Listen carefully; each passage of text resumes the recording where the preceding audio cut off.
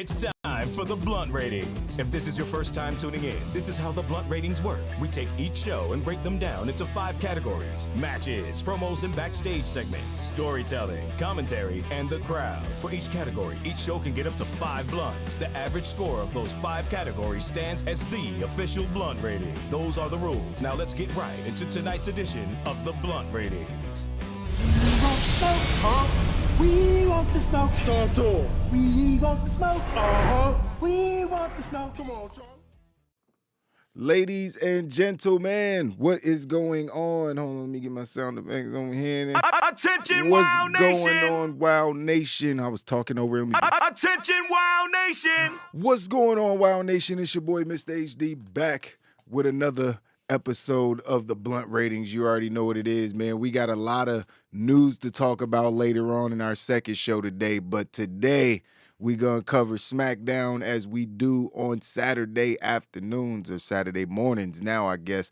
Wow Nation, I know y'all had a good time watching Smackdown last night. There was some highs, there was definitely some lows, but we going to talk about it all. You know what I mean? From top to bottom, man. Smackdown was pretty damn good last night at moments. And we had some more returns, as you can see clearly from the thumbnail and all that good stuff. Make sure you like the video, man. Need you to like the video. All you guys are subscribed to the channel. That's why you in here early. Noti Gang, what's going on, Wow Nation, man? Good to see you guys. I see Gruss in the chat right now. I see Dave, what's going on, Dave, in the chat. Nigel in the chat. Jay in the chat, what's going on, Jay? Jay must have an off day from Sportskeeda over there working hard for the website. So, yeah, man, we got to talk about this Smackdown because a lot happened. They jammed a lot in the 2 hours, which makes it a much more enjoyable show, like Raw needs to be. Hopefully Triple H can make that happen. There's been some rumblings, but we'll talk about that another time. So unlike a WWE show, usually, there's a 15-minute promo at the beginning of the show. You got to listen to some people talk. You're going to see some recaps from the previous week and all this craziness. We got a little bit of that, but we went right into a match. And it was the second match of the first round for the Women's Tag Team Championships. And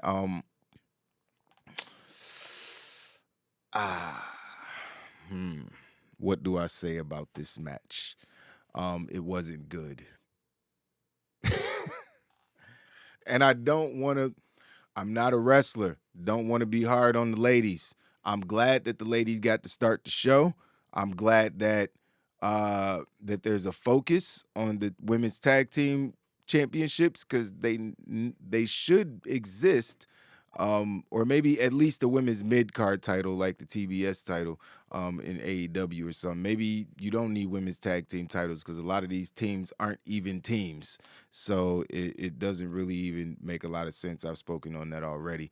But we had Raquel Gonzalez and Aaliyah, one of the teams that kind of makes sense because both of these bitches walk around smiling all hard all day. So they kind of look like a tag team, possibly. Maybe if they get some matching ring gear, plus they got the big girl and the little girl, it works, you know what I mean, with those two. But a team that doesn't work at all was Shotzi and Xia Li. And speaking of not working, I don't know what the fuck was going on with Shotzi's brain. I don't even want to be too hard on Shotzi because somebody might clip this one day and send it to her, and she's extremely sensitive. So Shotzi, I am actually a Shotzi Blackheart fan. But she been fucking up a lot, bro. Like a lot. Y'all remember the ladder match? Was it women's Money in the Bank match where she messed up a couple spots? Then another Smackdown where she was it's like every match. It ain't even like every now and it's like every match there's multiple botches. And this match was no different. There was like a bunch of spots where they just got stuck and they ain't know what the fuck they were supposed to do. Like at one point she tried to Irish whip somebody, but they didn't go, and so she just stood there, and then it was really awkward at moments during this match. I was like, man, what the hell is going on? Like, what happened to Shotzi? You know what I mean? Sometimes they call it like the ips or something like that when like you just forget how to do something that you're really good at all of a sudden, and you just like can't get it back. It happens to golfers a lot, I think. And then it's just like, damn, it takes a lot to like, and then it starts getting in your head. So you know what I mean? So it's hard to get it. I don't know if she's dealing with something. It might be something personal. That's why I don't want to be one to, because it's hard for me to work right now because I real life stuff be going on. So I understand Shotzi if that's the case, but she's been fucking up a lot. You know what I mean? In her matches. And like I said, this one was really no different. This was another showcase for Raquel Gonzalez. It's Rodriguez. Man, I'm not gonna ever get that right. I'm just say Rodriguez Gonzalez because I'm gonna get that fucked up every time unless I'm looking right at it. So yeah, Raquel Rodriguez had another showcase, being a powerhouse. Like I said earlier, I like the fact that she could play off of Aaliyah, who's a fiery competitor, man. I like Aaliyah, plus she's fine as hell. Big beautiful eyes on her.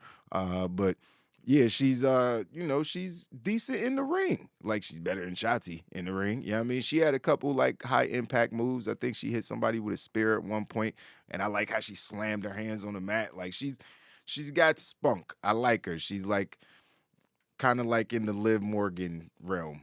So I kind of I like Aaliyah. You know what I mean? I root for her. So her and Raquel Gonzalez did get through this sloppy match against Shotzi and Xia Li, who's just fix her, Triple H. Just fix her. Get her back to bring back Mei Ying and Koa. That was his name, right? Boa. Bring him back. Bring back the crew. She was fire in NXT. Everybody remembers Xia Li being one of the most intimidating women's wrestlers in NXT. She was dope. She ain't have to have fake lightning bolts and all that shit coming out of during her in. Like she ain't need all that. She was just intimidating. The trio, I love the trio that they had in NXT before they got rid of everybody. So they need to fix her, and it's not going to happen in a tag team with Shotzi. It just don't match. You know what I mean? It just don't match. Like their styles, just it ain't doing it for me. So yeah, at one point they cut to the ringside area and another team that just doesn't match. Natalya and Sonya Deville were standing on the outside, so that caused a bunch of shenanigans. They got involved, got beat up a little bit. They didn't get involved in the match because then there would have been some kind of shenanigan DQ, but they got beat up a little bit. But it didn't affect the match too much because the baby faces ended up getting the win. Because nobody wants to see Shotzi and Xia Li as a tag team. So I'm glad that the baby faces got the win right here. So after that, we saw Karrion Kross and Scarlett backstage. Karrion Kross cutting one of his fire promos as he does. It was a little weird because he said one line that was weird, and speaking of line, he was like, yeah, everybody knows about the bloodline, but it's time for a new timeline. TikTok. I was like, wait a minute, that's what? I was like, what the fuck did that mean? But it sounded cool. You know what I mean? It's like that's the thing that he has. Like he can make shit that maybe would sound really fucking corny coming out of somebody else's mouth, but he can make it sound cool. And that's dope. You know what I mean? That's dope. So him and Scarlett were standing there, and then they kind of peeked around the corner, and Drew McIntyre was stretching, getting ready to go out for his entrance. So, basically they cut the promo while they were watching him at the same time, which was a little creepy. It worked. So then we got Drew McIntyre coming out to address the crowd or whatever. He came out without a sword. There's no more Angela. I didn't even like the way I just said that because it's named after his mother, who actually has passed away. But you know what I meant. There's no more Angela the Sword coming out with Drew McIntyre. And, he says, what did he say during the promo? He said a lot of people think he's going to, talk all the horrible things that, that Bloodline did to him, or that Karrion Kross did to him.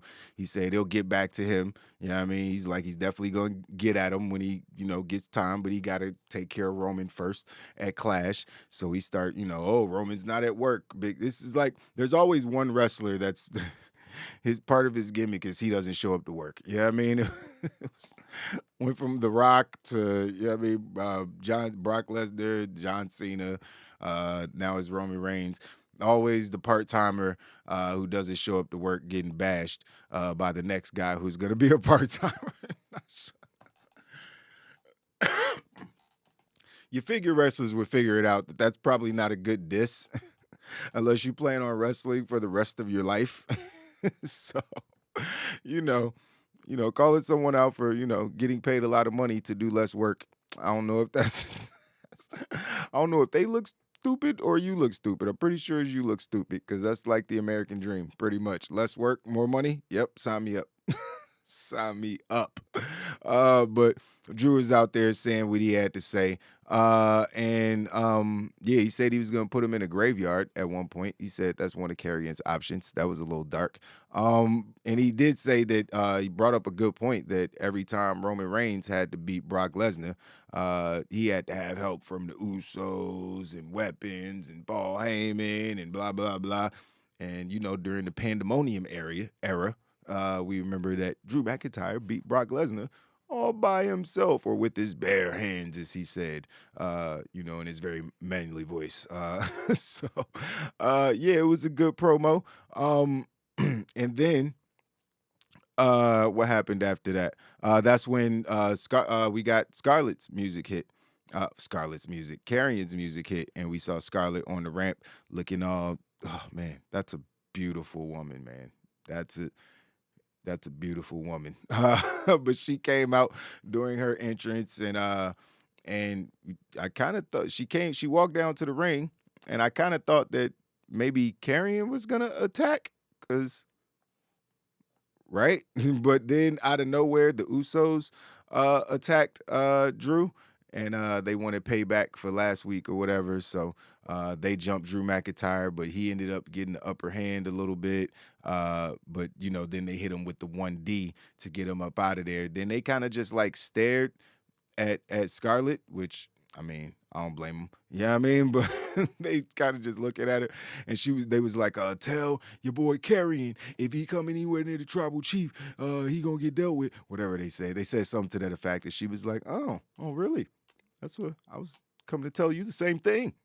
It's interesting. So it was a weird interaction because at first I thought they was working together. Like when she came out and then the Usos came out of nowhere in the top, I was like, what? Wait a minute, what the fuck? I was like, are they working together? Did Karrion pay them? But would Roman approve that? That's what it looked like at first, but clearly I was wrong. Clearly the Usos just saw opportunity to jump in there while Drew was distracted by the beautiful, beautiful Scarlett Bordeaux. So not mad at this segment. A little bit confusing, like I said, but it did what it was supposed to do, I guess. Then after commercial, we saw a video package for the Intercontinental Championship. They propping that belt up as they should, just like they did the U.S. title. It was beautiful, showing all the Intercontinental champions from Mr. Perfect and all the way to Stone Cold and The Rock and all these people. So it was pretty fucking dope how they're making these belts feel important, because for a long time they just literally meant nothing. And it wasn't the wrestlers' fault. It was just the programming wasn't. There was nothing that made them feel important as far as the story. But after that video package, we had the Viking Raiders coming down for a match, because I think Eric was supposed to be going up against Kofi one-on-one or something like that. But none of that ever happened. None of it ever happened. Why? Because Kofi came out and was an asshole again, because for some reason he's attacking two people with one kendo stick. Okay, Kofi, you just did this last week. You beat the shit out of the dude, but then you saw the kendo stick break into like little pieces of stick all over the place. Like, you know, it don't last more. It's like the weapons in Rumbleverse. You got to play that game. If you haven't played Rumbleverse yet, please. It's amazing. I'm about to play as soon as I get back off. Game is so fun. I'm trying to get good at it. But it's like the weapons only got so many hits before they just don't work no more. Maybe you should have brought out a bunch of kendo sticks. Or, hey, maybe a steel chair or a lead pipe or something that ain't going to break. Because he came out and for about 20 seconds, he looked like a beast because he was beating the shit out of both of them with the kendo stick. And then, like I said, the kendo stick shredded into a bunch of little pieces. And then it was over. He had no weapon. It was two of them. They're giants. Like, what was he... What was he gonna do at that point? He got his ass beat. That's what he got. He got his ass beat, and then the worst part, one of the worst, more gruesome things I've seen in a long time in WWE, they had him laid out on the stage, up on the ramp, and Ivar decided to climb up on the barricade and do a splash on the Kofi, on the metal. Ouch. That shit looks so painful, yo. Even though, you know, he's trying to protect Kofi. He's not trying to, like, kill him. But still, bro, that was a 300-pound dude, like, splashing on you from, you know what I mean, 7, 8 feet in the air. Maybe not that high, but it was high enough, you know what I mean, to where that shit looked like it hurt hella bad. So, yeah, they carted Kofi up out of there. And now we're going to have a funeral, apparently, this coming Friday for the New Day. There's going to be a Viking funeral for the New Day. So, yeah, it's kind of messed up seeing as Big E is actually hurt. Xavier is actually hurt. But, hey, let's pretend they're dead. So, oh, man, this shit crazy. What's going on, Cam, man? Thanks for stopping through, man. You already know what it is, Wow Nation. Then after that, we had the biggest surprise of the show, another Triple H re-debut, getting a real opportunity to succeed on the main roster in 2022. That is Hero. If you didn't know, now you know. Yeah, man, if y'all didn't see, if y'all didn't watch the show last night, Hit Row has made a return. Now, we didn't do the news yesterday because I was dealing with a whole bunch of shit, but there was rumors that they had been re-signed. Weren't really sure if B-Fab had been re-signed with them, but the rumors were obviously right because these guys showed up immediately. This is not a situation where Triple H is waiting around or playing games. He's like, yo, they got rid of all my babies, man. Bring all my kids. All my kids, come back home. You're welcome. Come back home. I'm sorry. Grandpa wasn't, he didn't know, he's going senile. He didn't know no better. Come back home, kids. I got you. So Triple H is definitely bringing people back in and not wasting any time getting people on TV in prominent spots because Hit Row came out and it's only 3. They obviously don't have Swerve Strickland. I almost called him Scott. Swerve Strickland. They don't have him on the squad because he's over there as a tag team champion at AEW, being successful right now, semi-successful. But at least he's a champion. So, you know, the man, Top Dollar is a hilarious dude. I'm gonna talk about this match real quick before I talk about what he said on Twitter. But yeah, he why am I talking about this match? There was no match. There was 2 jobbers in the ring, and then they introduced a secret tag team, and it was Hit Row, and they came out and destroyed these niggas. They destroyed them. You know what I mean? They beat the shit out these 2 jobbers. Adonis was out there looking athletic, doing kip-ups and shit, and big man, Frankie, Francis, you know what I mean? Whatever you want to call him, Top Dollar. He came through and, you know, did a bunch of power moves, had both dudes propped up, did a world's strongest slam with one dude on his back. It was crazy. So, you know, Top Dollar is a very like it took 5 seconds to be like, why they got rid of this dude. It was like, what? He's like extremely charismatic. Like he's extremely charismatic. Like you could tell he has an ego. He's a cocky dude because he's talented. You know what I mean? But I don't mind cocky dudes if you could back it up at the end of the day. You get in the ring and show that you can have good matches, you could tell good stories and cut great promos. I don't give a fuck if you're arrogant or you deserve to be at that point. Now, you ain't got to be an asshole or treat people bad. That's different. But you know what I mean? You should believe in yourself or know that you're good, especially if you are good. Some people are delusional. I get it. But if you are good and you know you can back it up, then you should be able to talk your shit, man. And he carries it. He's like, yeah, you know what I mean? Because even the way he talks on Twitter, like he be going in on Twitter, because obviously without Swerve there was a bunch of people on Twitter like, hey, I wasn't even thinking about this, honestly. But then I just saw people report, hey, we should get so-and-so to be the leader of Hit Row. So-and-so. I'm like, what? Can these people even rap? It's a rap group. Like, who are you just naming black people? Y'all racist as fuck. But Top Dollar definitely saw the murmurings on the internet, and he came out and he said, I don't have it verbatim, but he said something to the effect of, yeah, you don't have to fantasy book every black free agent to be the leader of Hit Row. We're not taking applications.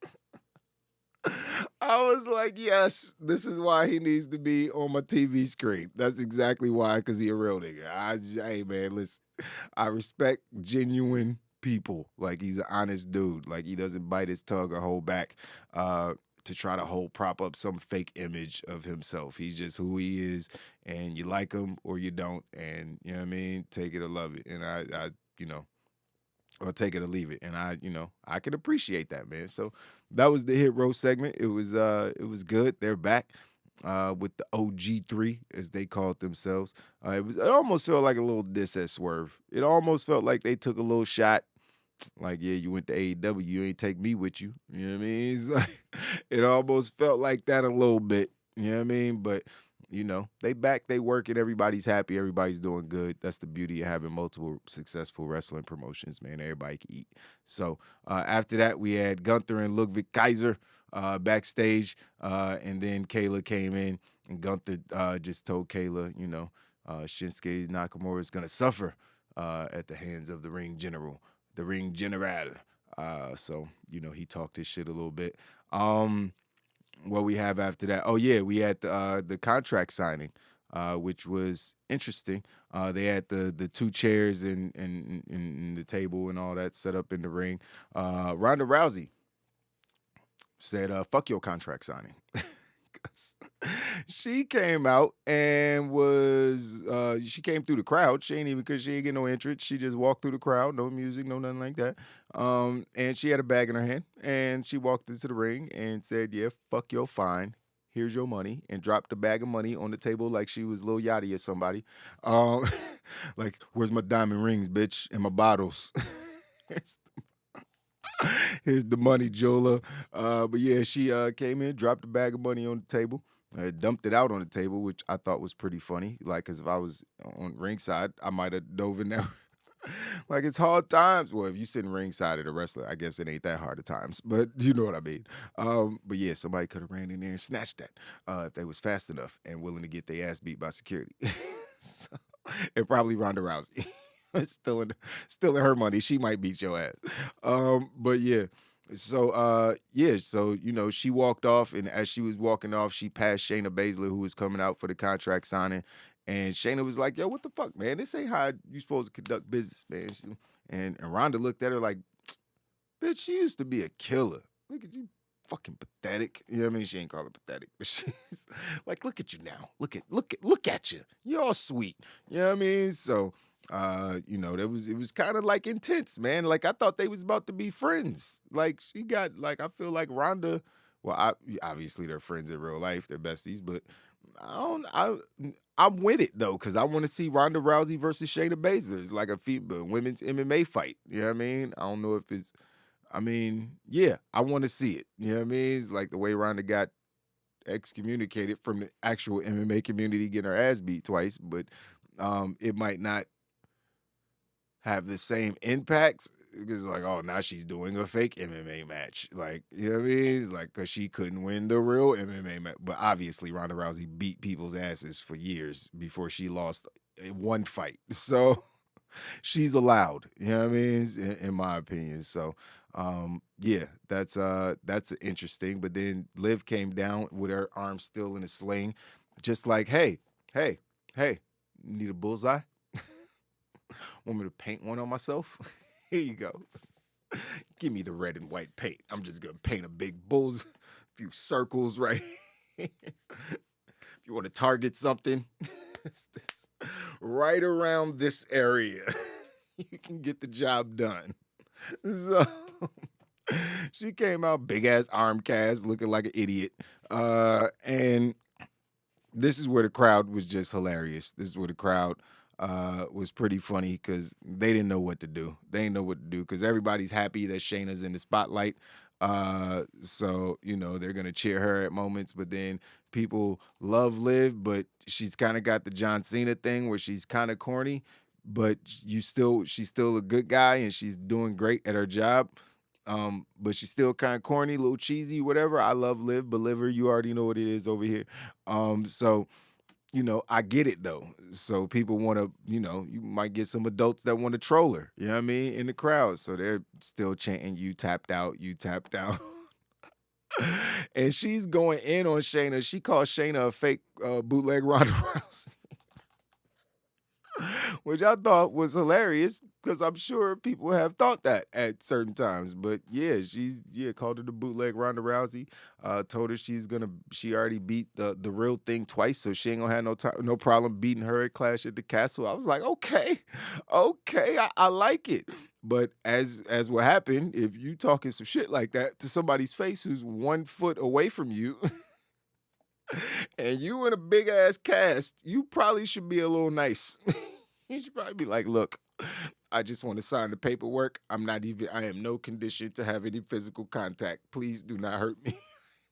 I don't even know why we out here. We could have done this in the back. I could have signed it. You ain't have to watch me sign it. Why are we out here? They don't need to know. They know the match is happening.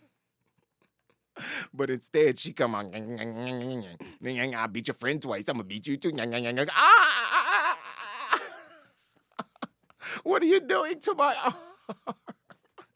Why do you have my arm? Oh, my God. Because Shayna proceeded to basically just twist her arm in like 17 different directions, step on it, like ram it into the ring ropes, into the turnbuckle. It was just like, she's just beating the shit out of her. Liv somehow just shook all of it off. No sell, like a mother. She shook all that shit off and executed a perfectly done bulldog, springboard bulldog, if you will.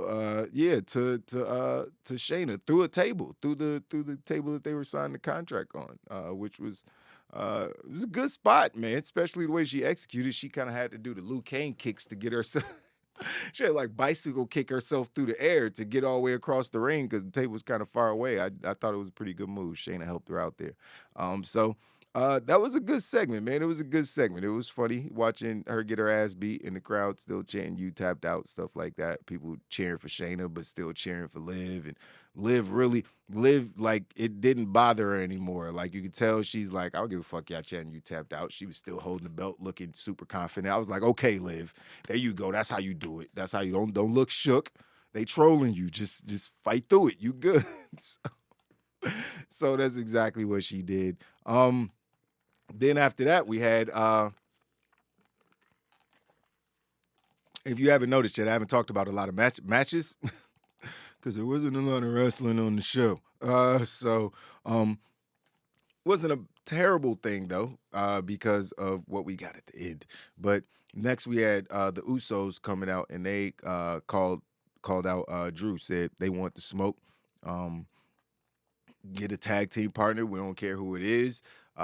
If I was them, I would have just told him to come down by himself because that's what he did. I'd be like, I ain't told him to go get no help. Fuck that. Shit. So he came down to the ring by himself, and he was fighting both of them, which I hated because they're the tag team champions. They should have been beating his ass. It's 2-on-1. But they were having the match because Drew is Drew, so it's a 2-on-1 match. But then at one point, Drew was down, and Madcap Moss's music hit, and he came down to be Drew's tag team partner. And so the fuck what? I don't care about Madcap Moss in the least. They need to change his name back to Riddick. Maybe I'll take him seriously again. But as Matt, his name is a joke. They could just be like, that was my name when I was hanging out with Baron. I don't like this name anymore. He's not even Baron Corbin. He's Happy Corbin, even though he's always angry for some reason. He's the angriest, happiest person ever. But yeah, so Madcap came out. This is a match that was longer than it needed to be. Honestly, it was a match, and the babyfaces ended up winning, which was weird because they're not even a tag team. Even though they're two big dudes, I still thought the Usos should have won the match, but they didn't. Yeah, Drew McIntyre got the win there. But then after the match, Jay got into the ring and Drew hit him with a future shot because they tried to attack him afterwards. Drew went for the Claymore, but that's when Sami Zayn ran in and like pushed him out of the way and took the Claymore. Because earlier in the show, I mentioned Jay yelled at him again. Because when they get in the opening, when they start brawling, he just like scurried off because Drew attacked him backstage trying to get revenge, and Sammy just literally disappeared. He vanished into thin air. He vanished. It was like, wait a minute, man, why are you going to get help? It's one dude. Why are you going to get help? Just fight him. What are you doing? It didn't make no sense. You going to get help for one person? You are one person. You're a whole professional wrestler. Just you've had matches against him. Just fight him. Help them. That shit was hilarious, man. Sammy got ghost like shit. But yeah, he came back and took the Claymore later on in the night. And Drew was like, hey, anybody can get it. Then after that, we saw Caleb Braxton backstage. We had another Intercontinental Championship video package after that, but then Kayla was backstage and she was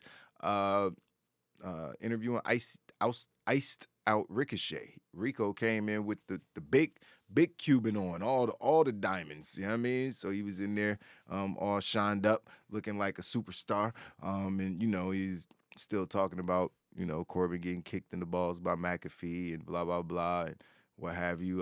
Looked like we was just going to cut to commercial or something like that. But then out of nowhere, happy, angry Corbin just came out of nowhere and blindsided him and knocked him on his ass. I said, oh, you think we're done? Because clearly they're still going to have some matches. I wouldn't be surprised if there was a one-on-one match at the Clash, because Ricochet said he's eyeing the Intercontinental Championship, but Baron Corbin ain't having that. He's like, nah, boy, we still got problems. So I'm interested to see Rico's on TV in a prominent spot every week against one of the biggest heels in the company. I love it. I have no complaints. No complaints. I'm happy he's getting this spotlight. That's where he should be. He's one of the best in-ring performers in the world. So after another commercial, that's when we had one of the greatest things I've seen all year. I didn't stutter, did I? I didn't stutter. I'm just making sure we're clear on what I just said. I witnessed one of the greatest things I've seen in 2022. This match between Walter, you heard me. This match between Walter and Shinsuke Nakamura, the real Shinsuke Nakamura, the super long, I don't even remember how many days reigning champ Nakamura. Wasn't he the two-time NXT champion Nakamura? I could be wrong, but he was, hey man, the king of strong style Nakamura. The focused and wanting to wrestle Nakamura. I'll take some days off from surfing to come to work and do my job because I'm excited to be here, Nakamura. We got that Shinsuke. And for one, I couldn't be happier. I'm pretty sure I've said in recent weeks at some point, if I haven't said it, I thought it. I was sick of Shinsuke. I was just over Shinsuke. There was nothing to him. It was like he was just there most of the time, existing, not really looking like he cared whether he won or lost, not really caring, looking like he cared during the matches. Like the strong style didn't look as stiff, like nothing. It wasn't hitting for Shinsuke for a minute. And they were still having him like do stuff, but it just nothing felt really that important. Even when his last Intercontinental title reign was like, it was under Vince McMahon. No one cared about that fucking belt. You know what I mean? They treated it like it was trash. So this match, man, it is 11 o'clock. It is 11:07. I am not sipping no gin and juice, even though I will admit, let me tell y'all something, because my Casamigos was on the desk from last night when I was in here playing Rumbleverse. I was sipping a little Casamigo. And sometimes you come in, you don't know, it don't be registering what time it is in the morning, because I get up at like 7 a.m. every day. So it was there, and I opened it, and I took a sip, and I was like, wait a minute, that's not orange juice. That's not. Why am I drinking tequila at 7 a.m.? It was just a drink, and I was thirsty, so I grabbed it and I straight out the bottle. And no, it's too spicy for 7 a.m. I just laughed at myself, like, what the fuck are you doing drinking at 7 a.m.? I barely drink as it is, so it's like, yeah, that was weird. So it's funny you said that. But yeah, like I was saying, man, this match was fucking fire. And when I say fire, I mean my chest was on fire. Like my body parts were on fire. Okay, I'm gonna just say some stuff that happened during the match, because the match, it felt like they got like 20, 25 minutes. I don't even remember exactly how long the match was, but they got a lot of time. It was a couple commercial breaks during the match for sure. At least one commercial break during the match, which isn't great, but they got time to do their thing. But man, Shinsuke was out here doing his thing, man. Everything he did looked stiff. He's like, but there was nothing stiffer, pause, than the chops that this man, Gunther, delivered to Shinsuke Nakamura. He hit this, I thought Shinsuke's chest exploded. It was like, I literally did this when he did it. I was like, it's like, oh no, oh God, he smacked a hole through that man. Look, man, I never want to take a chop from Walter. If they was like, yo, those dumbass wrestling fans be like, yeah, chop me, bro. It was like, no. There's like, you could crush a sternum the way he be chopping people, man. He slapped the shit out that dude. You say he just echoed across the whole arena, but hey, Shinsuke got his payback, buddy. Shinsuke sure as hell got his payback later on in the match, because I mean, Shinsuke was already kicking and elbowing the shit out of him, like everything was stiff as hell. But there was one move, if you watch this shit, where shit could have been over for real, because he did an Irish whip into the ropes. As Gunther came back from the ropes, he, for some reason, went down to one knee, or maybe he was already on one knee, and Shinsuke went off the ropes. But Shinsuke kneed this motherfucker right in his chin. Oh, my God. I don't know how Gunther's face was still attached. It looked like his chin should have been over here. He kneed that man in the face so hard. I was like, oh, yeah, he's out, right? If this was an MMA fight, the fight would be over. People don't get up from stuff like that. He kneed that man in the face and only got a 2 count. I was like, yo, Gunther is a tough son of a bitch. And for the rest of the match, man, Nakamura was basically he took advantage of Gunther's arm and just started doing all the arm stuff. He was just, to the point, Gunther was doing like one of the most fabulous sell jobs during the match. He was like biting his knuckles, trying to get feeling back in his arm before he did moves. I thought he was really hurt at one point, honestly. Even the way he was selling it after the match, I thought he was actually hurt. But Yeah, he was, Shinsuke working over his arm all the time. Like Gunther tried to do a splash at one point off the top rope, and Shinsuke caught him in a triangle choke. Michael Cole called the arm bar, almost smacked my TV. But he caught him in the triangle.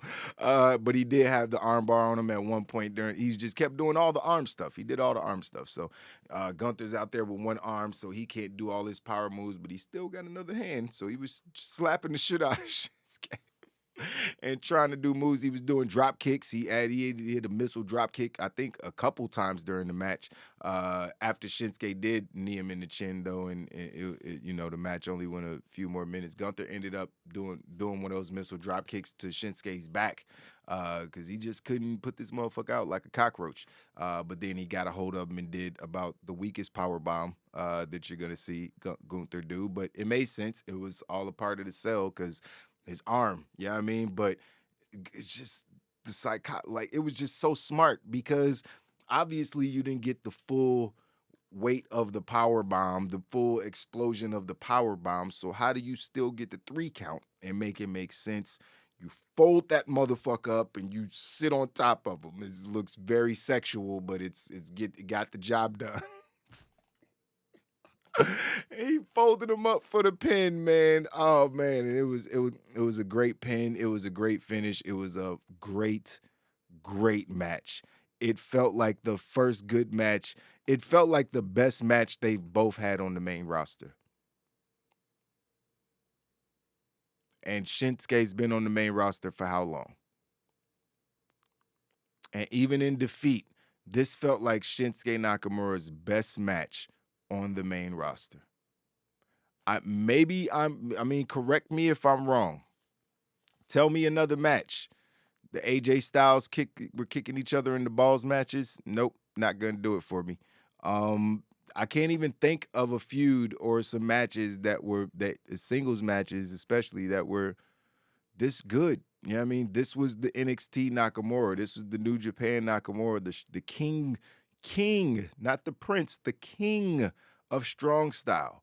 You know what I mean? It's like the guy everybody was talking about. Everybody wanted to wrestle. Everybody respects and admires because of his hard-hitting style. And yeah, he got that main roster money and he realized Vince was just going to be Vince. And he's like, fuck it. I'm here. I'm getting paid. I'm going surfing after work. I don't give a fuck. I'll be here on time, bitch. I'll do my job. What do you want me to do? You want me to... All right, whatever. I'm going surfing after work, bitch. It's just like that's what it felt like with Nakamura for years. It felt like that for at least a couple years, man. And now it feels like even after the match, because he took the L, like I said, even after the match, he was standing out on the ring apron, not the ring apron, on the stage, and he was just seething like he cared. He cared again. I was like, oh my God, he cares again. So I care again. I was like, oh man, I want Nakamura to win. I want him to turn heel. I don't know what I want. I'm just happy he's back. Nakamura was one of the biggest stars in all of WWE. Period. And when he was in NXT, he was one of the biggest stars in in all brands. Period. You know what I mean? That man's entrance theme, people came out singing that thing. Man, shit was crazy, man. So we need to get back to that. If we're going to have Nakamura on TV every fucking week, then we need to make him feel like he felt when he was in NXT. And a part of that is him looking like he's enjoying what he does. You know what I mean? And looking like he's caring about what he does. And he looked like he cared last night, boy. That match was phenomenal. No pun intended. That match was crazy. Gunther performed his ass off. The selling he did for Nakamura, putting Nakamura over as a strong style motherfucker who could actually hurt a giant like that. Like, Gunther was fucked up. You know what I mean? He barely got through that match. You know what I mean? So, man, I just enjoyed this match so much, and I was so happy because Gunther is making an IC title look how it's and feel how it's supposed to look and feel. And Shinsuke, we got the return of Shinsuke Nakamura last night. That shit, man, it just made me feel all good, man. I was just like, yeah, this is this just feels right. I'm getting wrestling on my wrestling program. You know what I mean? So that was the end of SmackDown. We didn't get no surprise at the very end of the show. The surprise was that we got a good main event for the Intercontinental Championship. Surprise, bitch. That was the surprise that somebody actually cared about the mid card title. Yeah, man. So let's get into these blunt ratings. I got a new format now, just so I can not have to push the buttons and accidentally give it away and all that. So, yeah, we'll just switch scenes here, and you guys can. Oh, there we go. You guys can see the blunt ratings for this week. Like I said, I gave promos and backstage segments 4 blunts. Maybe could have been a 3.5-er. You know what I mean? But I like carrying across his promo. I liked a lot of the talking that went down on, out there, even though it wasn't a whole lot of promos. I just really liked the Intercontinental Championship packages and stuff like that. So it all worked for me. It all flowed together. Matches, that four blunts is for the main event. I'm just good because there was nothing else that was good. Now, there's other stuff that happened that wasn't bad, but there wasn't anything else that was worth watching. As far as wrestling matches, the tag team Drew McIntyre, Madcap versus the Usos, it's more story driven. The women's tag team match for the tournament, for the tag title, that was bad. I'm sorry. Hit Row squashed some people. You know what I mean? It was 3 tag matches, and none of them were really interesting. Hit Rows were interesting because but it wasn't because of the match. You know what I mean? You know what I'm saying? So, but that main event was 5 blunts. You know what I mean? That felt like a classic. It felt like I watched a classic on SmackDown. One of those classic, remember SmackDown 6 guys used to have classics on TV all the time when they got to wrestle. And like there's mad memorable matches from that era between Edge and Ray and Kurt and Eddie, all these different people. So it's like, it felt like one of those type of TV matches. 25 minutes could have easily been on a pay-per-view. Easily that match last night could have been a pay-per-view match, and it would have been considered one of the matches of the night, if not the match of the night. You know what I mean? So that match gets 5 blunts for me. Everything else was not good. But I didn't want to take too much from the matches just because we got a classic on SmackDown. I ain't even mad at that. Yes, the answer is yes, Gruss. Me and my son. I got to see if I'm allowed to take him, but the plan is to be a Monday Night Raw on Monday. So, yep. Storytelling, 3.5 blunts I gave storytelling just because, carrying across Uso, Scarlett, Roman, all that stuff is cool. I'm with it. I like it. Oh, shit. How did I forget to mention the Maximum Male Models? Because right now I don't really care. But at one time, the Maximum Male Models was doing a photo shoot backstage, and he had the girl. I forgot her name, Maxine Dupree. I forget her name. It's Max and Maxine Dupree. And they they were doing a photo shoot. He L.A. Knight, which is his name. He hated the photographer, so he was cussing out the photographer. But then you seen Angel Garza, not just Angel. Angel Garza and Humberto Carrillo, not just Humberto. So you saw those 2 guys come in, the Lethal Lovers, and say, yeah, man, we want to join Maximum Male Models. And he was like, yeah, you're just not Maximum Male Model material. You just got all the M's in there. And then they said, yeah, buddy, we weren't talking to you. We were talking to the pretty lady standing over here. Yeah, give us a call. So I don't know if they going to have some freaky 3-way later on. I have no idea what's going on with that. But that did happen during the show. So I enjoyed that they're still figuring. I think Maximum Male Models can be entertaining. I want to see them actually wrestle a match. You know what I mean? It's like get those guys in there, Mace and what's the other, Mansois, Marseille and Mansois. Go ahead and get them on the program more, man. But they got to get in the ring. Otherwise, it's just, what the fuck am I watching? You know what I mean? It's like, it's a wrestling show. They fight, right? So, but it's good because they got the Lethal Lovers back on TV a little bit. You know what I mean? Gave them their names back, everything. You can't fix everything in a week. You just got to fix a couple things every week, get all the pieces back in place, man. It's all getting there. So storytelling got a 3.5 for me. Commentary team was great, especially because McAfee took a week off from stepping on Michael Cole during Shinsuke's entrance. He was very serious. He said, "Nah, man, it's a big night. My guy's gonna win the Intercontinental Championship. It's a big match. I'm ready." So he wasn't obnoxious last night. He did a great job. He did have the telestrator out there earlier, but he didn't have it for too long. So that was cool. So 4 1/4 blunts for commentary. Love the commentary team of Michael Cole and Pat McAfee when they not overdoing it. Michael is just so good, man. He's so good at his job. You would think I'm annoyed by the way McAfee be all over him sometime, and Michael's just like, "You gonna dance? We dancing? We dance." So you can tell he's just like, "Fuck it, man. I don't care, man." He's like, best time of my life right now. I ain't got Vince in my ear. I mean, I got a crazy ass partner who's clearly always high on every show. It's like, I ain't got no complaints. I'm just here, man. You want to dance on the table, dance on the fucking table. So I ain't mad at commentary. And the crowd got 3.75 blunts. It was a pretty decent crowd. I thought they could have been a little hyper for Hit Row. There was definitely some people in the crowd who were hyped for Hit Row, but I thought they could have made a little bit more involved. But I mean, it's a debut. You know what I mean? It was cool. I mean, Hit Row is not like a lot of people even got a chance to know who the fuck they were, so I can't be too mad at the crowd. But yeah, man, it was a good show, man. Overall, got a 3.9 blunt rating, another silver blunt show. There's a lot of stuff it was a lot of stuff on the show that still just didn't hit. Like the women's tag team tournament, like I said from the jump, from the moment they announced it, it just didn't look entertaining. It didn't look interesting. You can kind of telegraph who's going to win. It's probably going to be Raquel Gonzalez. Well, not Raquel Gonzalez. It's going to be Shotzi not Shotzi, damn it. What's Bailey's team? Io Sky and Dakota Kai going up against, I would imagine the NXT girls, because it's got to be a babyface team. You want them to be the babyface team, and you're putting, Tony Stark, I think, Tony Stark. What's her fucking name? Zoe Stark. I called her Iron Man. But Zoe Stark, they're trying to build her up to be, next women NXT champion, even though I feel like she's main roster material. Like, if anything, send Dana Brooke ass back to NXT.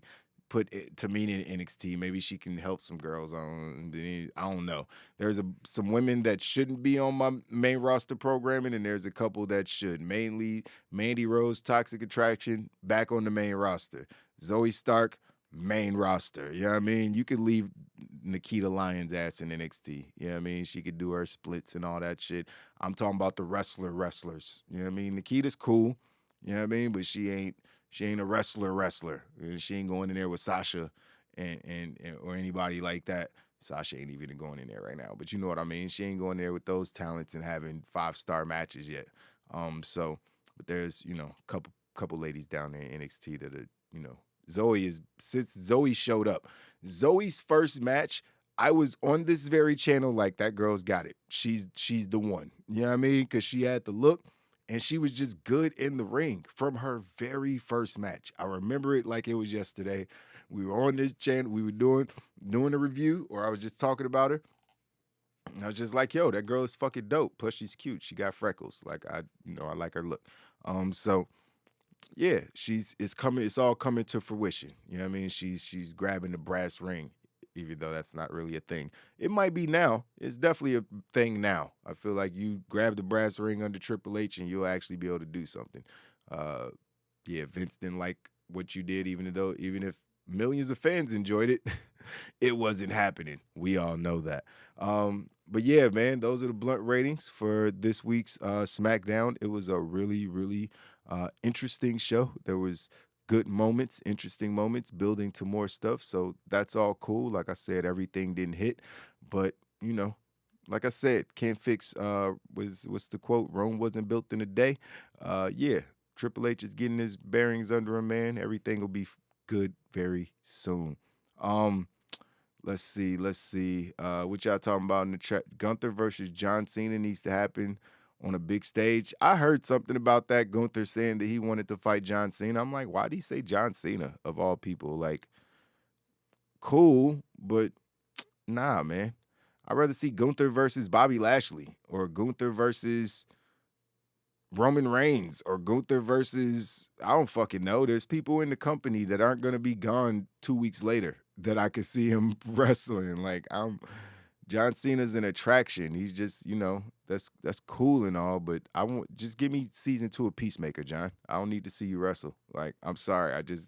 I'll enjoy it if he comes back. I'm never mad when John Cena comes back, especially because he's so willing to put other people over at this point in his career. He understands the business and appreciates it. So I wouldn't be mad at it. There's other people right now. Keep Rick Bogus away from, that was one of those moments where it was like, what the fuck are we doing? But at that point, I think McAfee was the main act in that group. I mean, just honestly, let's be real. Like, McAfee got that duo over because nobody cared.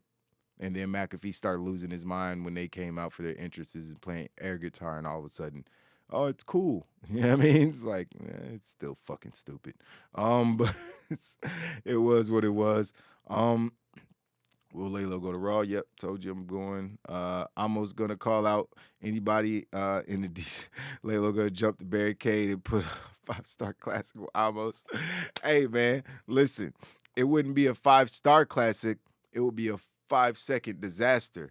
That's what it would be, because I would get it out. I'd probably trip over my own feet, and then my knee would give out in 1 second, and he would just do that face palm slam on me, and my back would explode. Literally, my back would explode, and they would have to bring stretchers out. It would be 10 minutes total, only 5 seconds of a match, enough time for them to pick me up and slam me down and pin me for 3.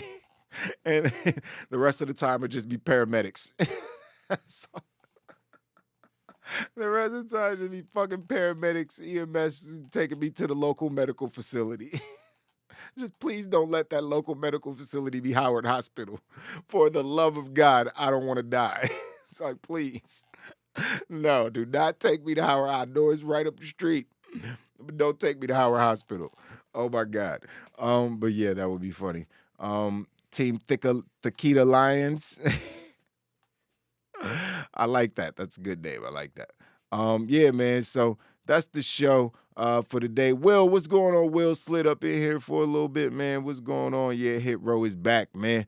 It was definitely good to see those guys back on the show, minus Swerve Strickland, you know what I mean? But, you know what I mean? Not taking applications for a new leader. Word to Top Dollar, you know what I mean? Let me hear you holler, because I'm a scholar.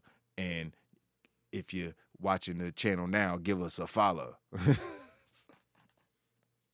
You heard Pat McAfee. You heard it too. You heard it. You heard it. He be so high on the show, man. It'd be so funny. You could just be like, yep, he's a stoner.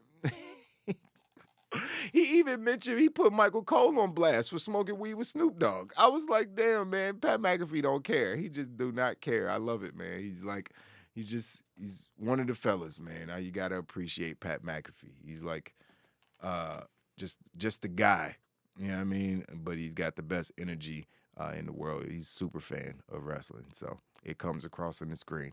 But that's it, guys. That's it. We go get up out of here. I got to come back a little bit later to do some news so we could catch up on all this news and Vince McMahon spending money with Donald Trump, who's surprised by that, and a whole bunch of other news stories that have been coming out over the last couple of days. So we're going to cover that when Super High Travis Sly gets off of his day job. We'll be back to cover the news. For now, I'm going to go play this Rumbleverse game. I'm going to get good at this game. I still ain't got a win yet. I ain't got a win at Rumbleverse yet.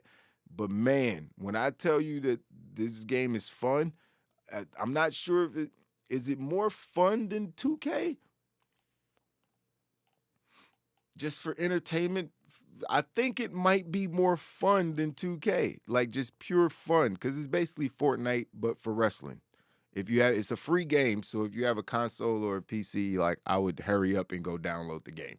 Honestly, like it's 40 players, dropped it to a zone, you get launched into the zone. You got special moves, and it's literally Fortnite but wrestling. You know what I mean? So it's it's super fun, man. You know what I mean? Maybe somebody else get good at the game. We could tag team. They got duos on here. So I don't know if I'll be streaming on this channel because gaming doesn't. YouTube is being really, really particular about what you post on your channel now as far as having consistent content. So I'm gonna stick to wrestling videos and not wrestling gaming videos, even though the game is a wrestling game. I feel like I should be able to stream it on this channel without blowing up the algorithm. Maybe I'll try and see how the video does. But then I don't want to mess up the algorithm for all the other videos we do. This YouTube shit is confusing, man. I be spending hours studying, trying to figure out exactly what the fuck to do. But I'm trying to figure it out. But I'll definitely be streaming this shit on Twitch. So Wrestling on Weed on Twitch. If you're on Twitch, you could subscribe to us over there, follow us, whatever the fuck people do on Twitch. I'm barely on there, but we are streaming over there now. So, yeah, check us out on Twitch, man, for all the gaming streams. Also, the Blunt Ratings and all the streams we do here are also streaming on Twitch. If you do watch Twitch or prefer to watch on Twitch, whatever. I hope the YouTube lords did just hear that. Then they're just going to shadow ban my channel. Please don't do that. Stay here. Stay here. Watch YouTube. Just watch YouTube. I didn't say the other place. So yeah, man. That's it for the show. Appreciate all you guys. KGM, Gruss, William, everybody in the motherfucking building. Wild Nation, man. Gang. You already know what it is. Your boy, Mr. HD. Don't forget to like the video. I'll see you guys on the next one. Deuces.